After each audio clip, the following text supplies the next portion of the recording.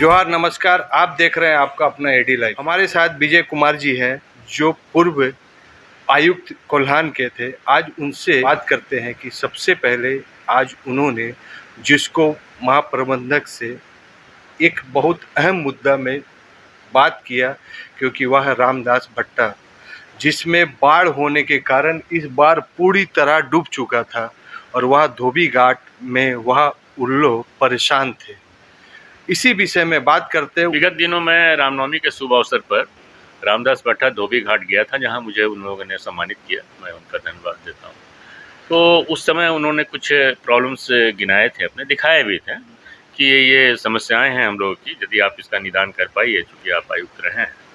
तो मैंने कहा ठीक है, जिसको मैं ऋतुराज जी को मैं जानता हूँ, अच्छा संबंध है, तो मैं उनसे बात करूँगा। आज का तिथि निर्धारित था 1 बजे का, तो मैं उनके 5 लोगों के डेलीगेशन के साथ उनके पास गया था। बहुत सौहार्दपूर्ण वातावरण में वार्ता हुई।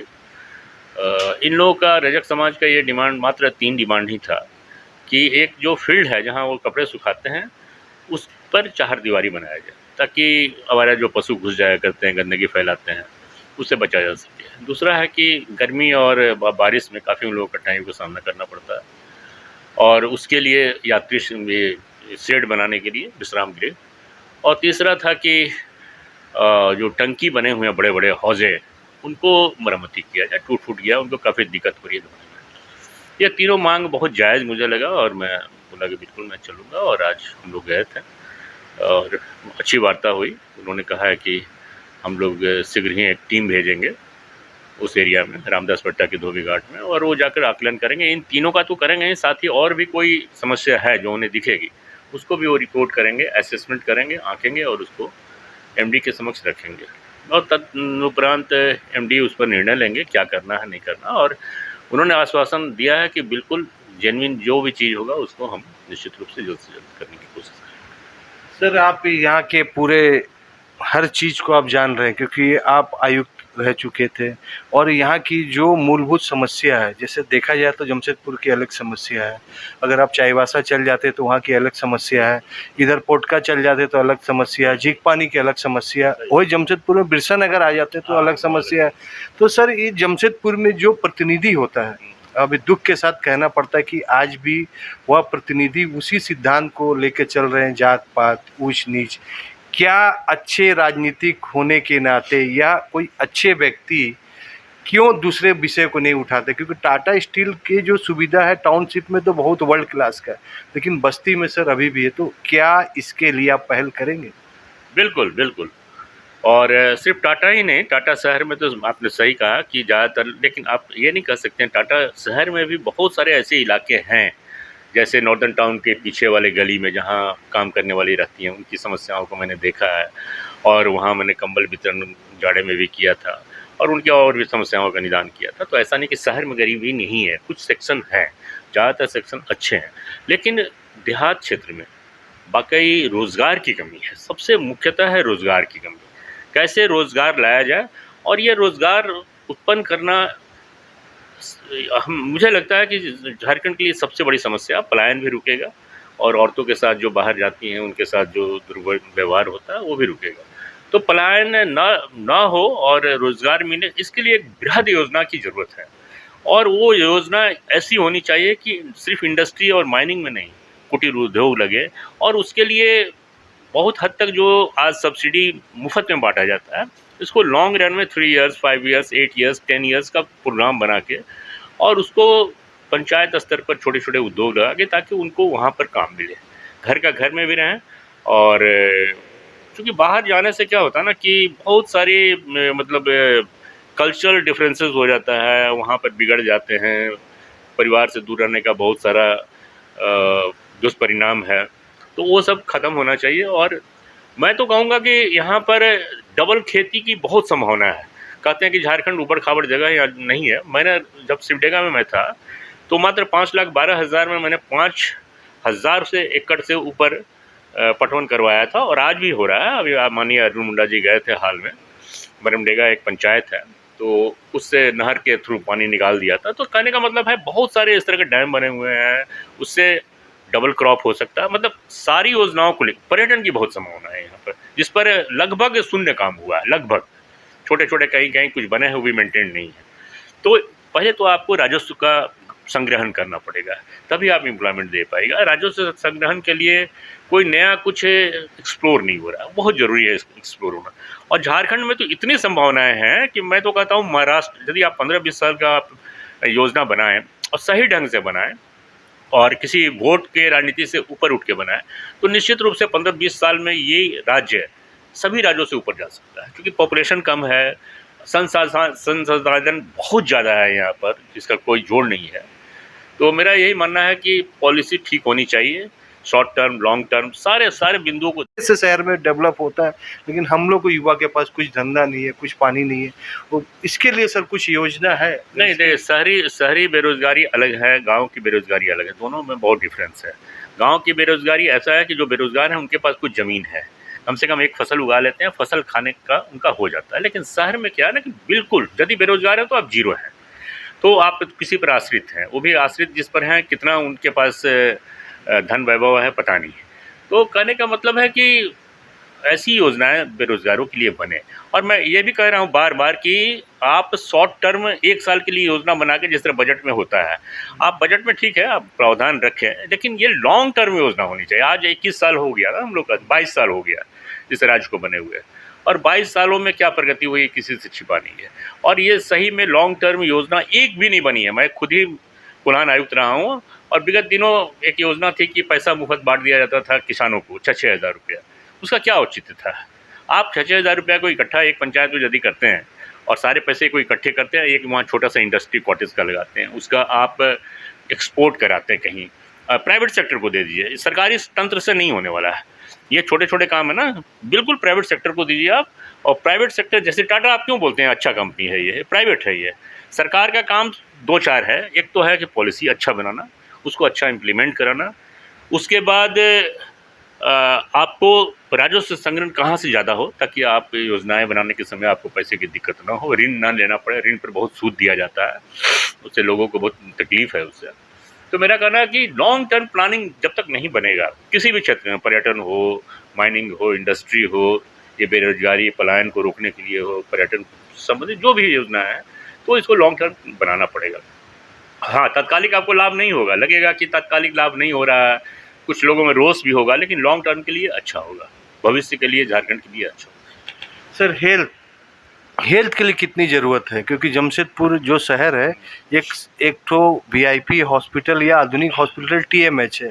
अगर आज भी जो अच्छे परिवार होते, जिनके पास आर्थिक शक्ति होता, उनको भी अगर कुछ मेजर इलाज करना होता तो वह कलकत्ता में चल जाएंगे, हैदराबाद में चल जाएंगे, यहाँ की रांची के भी जो है। तो यह हेल्थ में और एयरपोर्ट में 2 विषय है जो हमारे राज्य को, जमशेदपुर आर्थिक राज्य को बहुत ज़रूरी है। इससे कितना इफेक्टेड होता है सर? देखिए, जमशेदपुर में आप जैसे हेल्थ है, हेल्थ के लिए ये भी एक बहुत ज़रूरी चीज़ है कि यहाँ एयरपोर्ट होना ज़रूरी है, क्योंकि कहीं भी एम्स बन रहा है, तो आप देखिए एम्स जहाँ भी बन रहा है इंडिया में, कहीं भी उठा के देख लीजिए, इवन देवघर को देख लीजिए, तो एम्स बनाने, मेरा मानना है कि सरकार ठीक है बनाए, एम्स बनाए, लेकिन प्राइवेट सेक्टर को आप प्रोत्साहित कीजिए, आप ज़मीन फ्री दीजिए, कुछ उसको सुविधाएँ दीजिए, ताकि मणिपाल और बड़े बड़े जो मेदांता इत्यादि हैं, अभी तो फ्रेंचाइजी में मेदांता चल रहा है, तो मेदांता का वाकई एक आए। और सिर्फ जमशेदपुर में नहीं, जो बड़े बड़े शहर हैं, जैसे एक जमशेदपुर है, तो ये आपको खूंटी से लेकर सिमडेगा ये सारा को कैटर कर सकता है। उसी तरह संथाल परगना हो गया, पलामू रेंज हो गया, कि वहाँ वो सुविधाएँ मिले। लेकिन आपको एक एयरपोर्ट तो बनाना पड़ेगा, खासकर एक प्रमंडल में एक एयरपोर्ट तो होना ही चाहिए, जिसकी कमी है।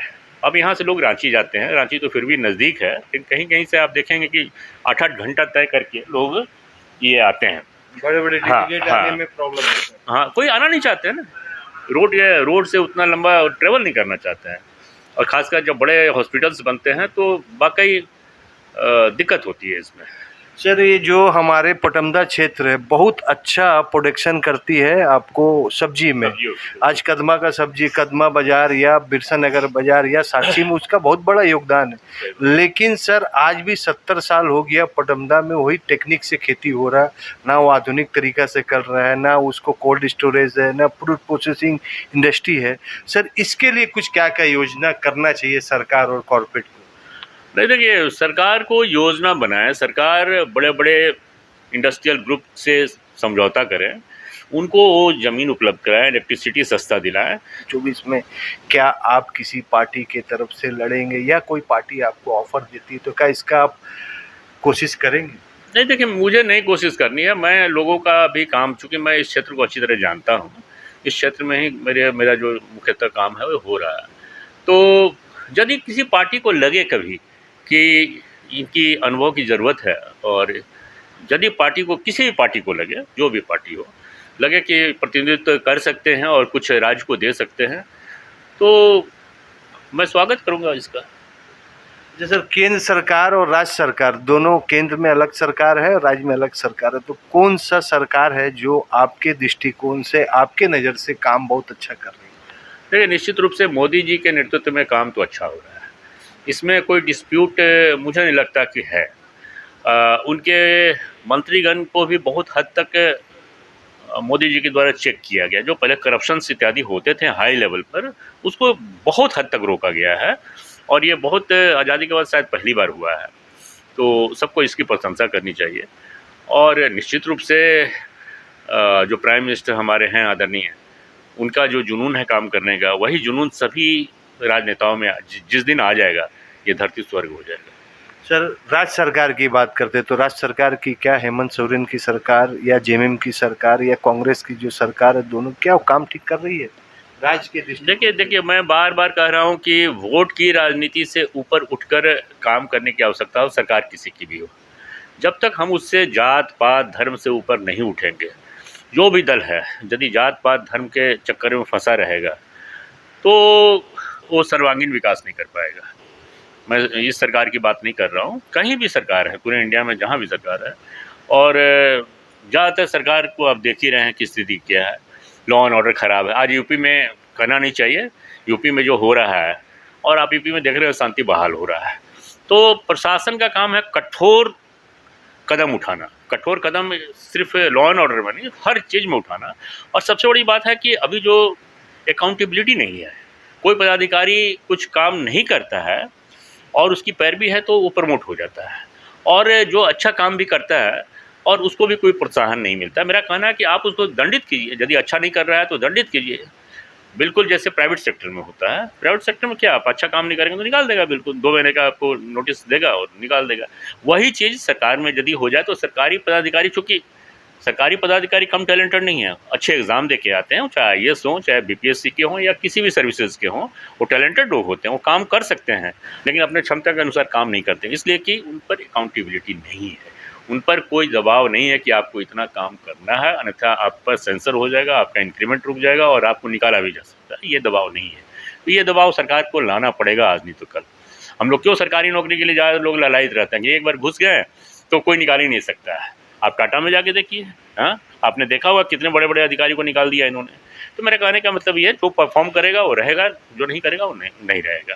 ये सिद्धांत हर जगह लागू होना चाहिए। देखिए कैसे सरकारी तंत्र भी सुधर जाता है। विजय कुमार जी इस बार जनता के प्रति अपनी कोशिश करेंगे और जनता भी यह कोशिश करे कि अच्छे प्रतिनिधि आए और वह अच्छे प्रतिनिधि को चुने, यही मैं सोचता हूँ, या मेरा निजी राय है, लेकिन अच्छी सोच है, आप इसका सहयोग कीजिए। एडी लाइव का वीडियो को देखने के लिए धन्यवाद। साथ ही आप सभी को मिल रहे अपार प्यार, सहयोग, उनसे भी ज्यादा धन्यवाद और आभार।